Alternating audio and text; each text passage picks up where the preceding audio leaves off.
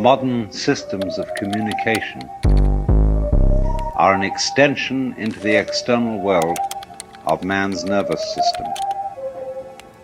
Telephones, telegraph, radio, television, all this network of electronic devices is extending our nervous system in the same way as a wheel extends our feet.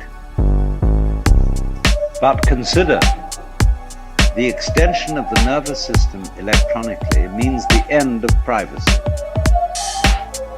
The inconvenience of everybody being able to barge in on us by telephone.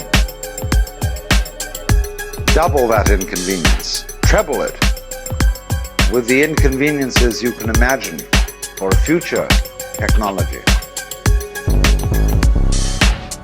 where you would not only have the sound of the person's voice on the telephone, but also their visual image. It can be so worked out technically that everybody can be equipped with a little gadget about the size of a pocket watch.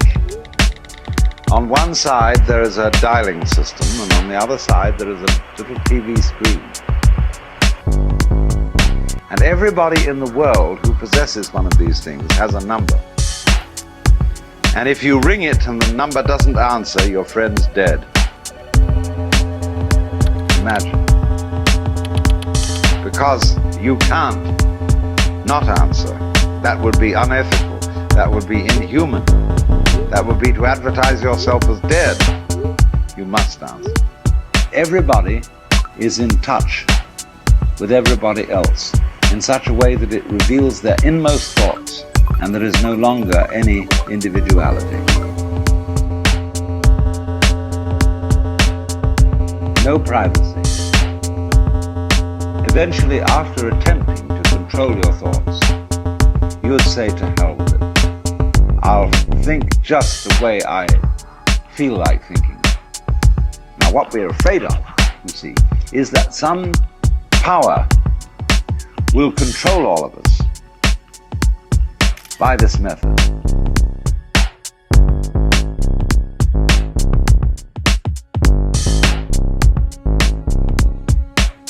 But that power must be the one individual whose thoughts are not public. If the super controller has his thoughts public, then he can't be in that position. If everybody is circuited, so his private thoughts are public knowledge to all his friends and relations and to the controller, but the controller's thoughts are not public knowledge, then you have a system which is a real dangerous kind of dictatorship. In this way, we feel that our individuality depends on our privacy. Insofar, in other words, as electronics is making everybody available to everybody else, we are discovering through technology a state of affairs which in fact has existed all the time. The first thing that human beings created on this planet to communicate with distant points were roads. In the 19th century, we began to go beyond roads because we discovered rails, then wires. The economic world became a network of roads, rails, and wires. But now the fascinating thing is, we are beginning to witness a disappearance of all those methods of communication.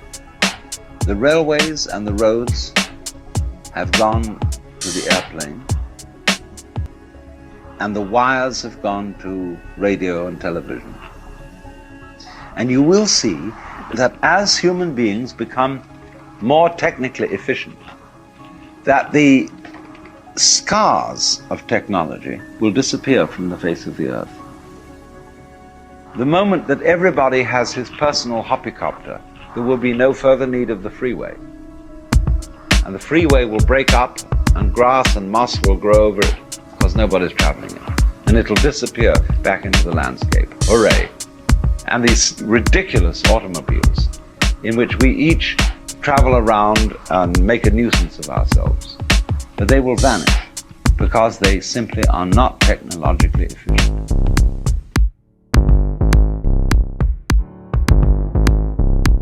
Because as a matter of fact,